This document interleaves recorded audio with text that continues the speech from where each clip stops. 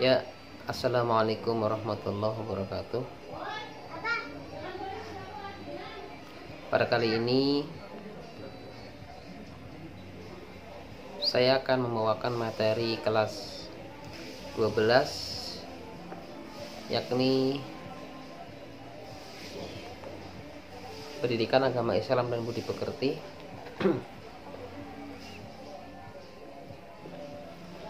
Kita awali pada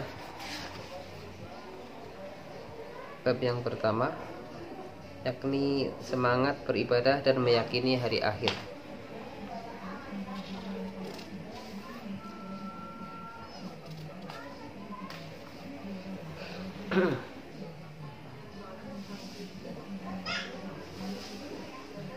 Sebelumnya kita mengawali dengan membuka ruang kalbu.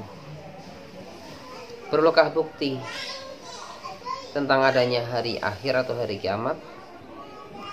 Kehidupan sesudah mati pasti akan adanya. Pasti adanya. Bukankah makhluk yang termulia adalah manusia? Dan makhluk yang berjiwa adalah manusia? Bukankah yang termulia di antara mereka adalah yang memiliki kehendak dan kebebasan memilih? Kemudian yang termulia adalah yang mampu melihat jauh ke depan serta mempertimbangkan dampak kehendak dan pilihan-pilihannya.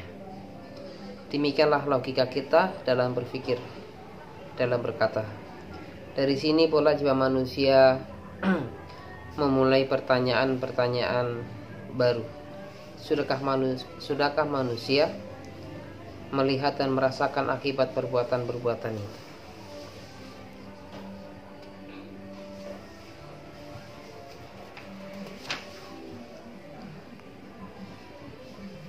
Kalian lihat ya, surat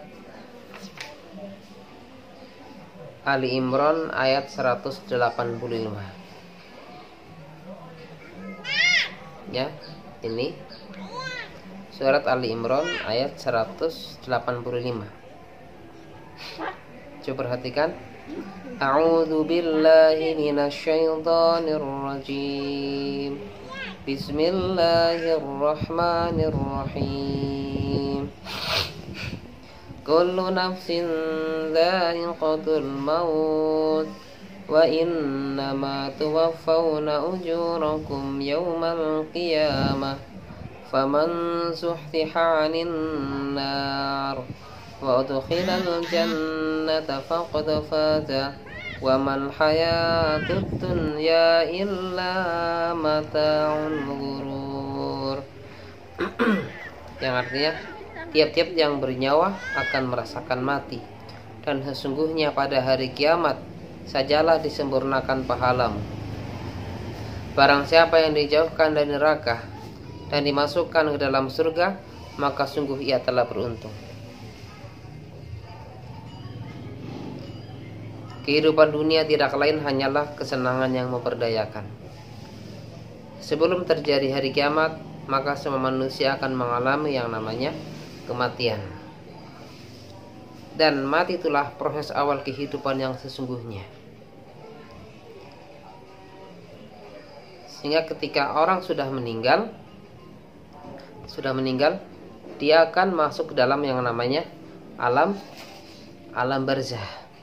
Alam barzah adalah yang semua manusia akan masukinya. Di alam kubur itulah alam barzah, pemisah antara kehidupan dunia dan kehidupan akhirat.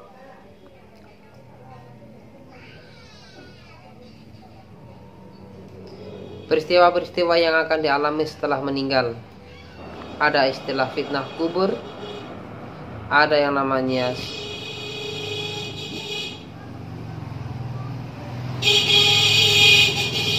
siksa dan nikmat kubur.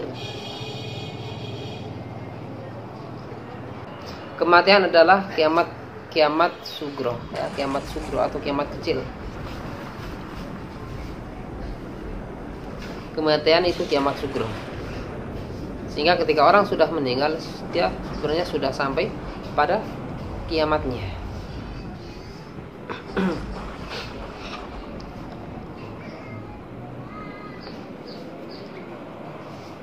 Banyak di antara tanda-tanda kiamat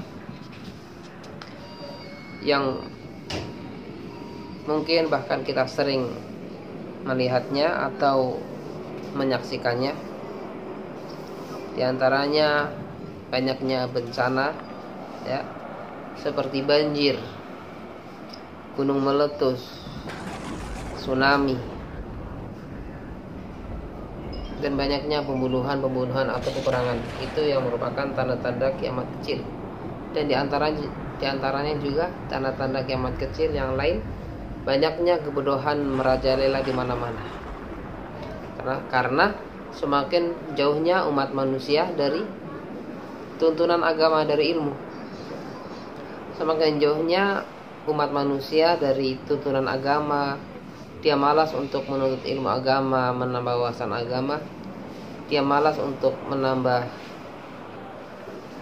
tidak mau menambah wawasan ilmu, tidak mau mengikuti pengajian. Akhirnya kebodohan semakin merajalela.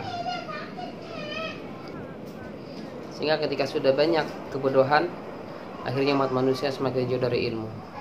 Dan Allah mencabut ilmu bukan dicabut ilmunya, tapi dengan cara mematikan para ulama.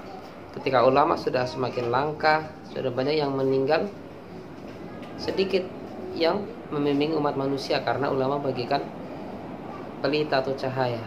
Ketika semakin jauh dari cahaya atau pelita, maka yang ada hanyalah kegelapan. Umat manusia semakin jauh dari ilmu, semakin banyak kebodohan. Kalau sudah banyak kebodohan, akhirnya berzina, minum minuman keras, bahkan membunuh, perbuatan-perbuatan dosa besar lainnya, itu sudah seakan-akan sudah tidak ada rasa takutnya untuk dilakukan. Bahkan kita sering saksikan di media-media televisi ataupun di media-media YouTube dan sebagainya, banyaknya kejahatan-kejahatan umat manusia. Begitu relanya seorang ibu yang melahirkan dibuang bayinya. Kemudian seorang anak hanya gara-gara perkara yang sepele sampai membunuh orang tuanya. Pembunuhan hanya gara-gara sepele, kemudian dihilangkan nyawa seseorang. Nah, itu contoh banyaknya kebodohan yang sudah menimpa umat manusia. Jadi kiamat kecil adalah kiamat sugro, dengan tanda-tanda yang sudah disebutkan tadi. Diantaranya pelajaran cukup sampai di sini saja. Silakan kalian buat rangkuman, ya, intisari dari video pembelajaran ini. Semoga ada manfaatnya. Kita sambung pada pertemuan berikutnya. Assalamualaikum warahmatullahi wabarakatuh.